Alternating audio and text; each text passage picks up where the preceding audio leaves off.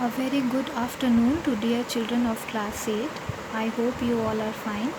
In the last video we had discussed about perfect square numbers from the chapter squares and square roots. Today we will talk about properties of square numbers. So property number 1, a number having 2 or 3 or 7 or 8 at its unit place is never a square number. A square number always ends with 0 or 1 or 4 or 5 or 6 or 9 at units place, but the converse is not true. For example, 36, 25, 49, 64, 81, 100, etc. are perfect square numbers, but there are some numbers which ends with 0 or 1 or 4 or 5 or 6 or 9, but they are not perfect squares. For example, see 44, then we have 66, then 10, then 35, then 31, etc. They are not perfect square numbers, though they are ending in 4, 6, 0, 5, 1, but still they are not perfect square numbers. Now, let us see property number 2. A number ending in an odd number of zeros is never a perfect square.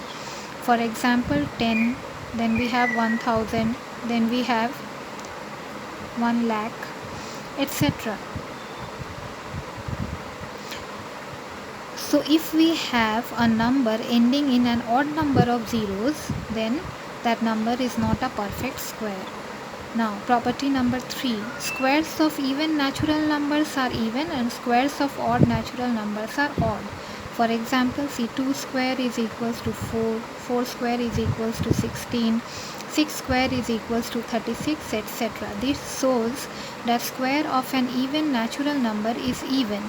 Again we have 3 square as 9, 5 square as 25, 7 square equals to 49, etc. This reflects that square of an odd natural number is odd. Now let us talk about Pythagorean triplets.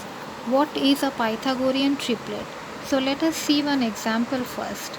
So if you observe, then you can see that 6 square plus 8 square is equals to 36 plus 64, which is 100, and we can write 100 as 10 square.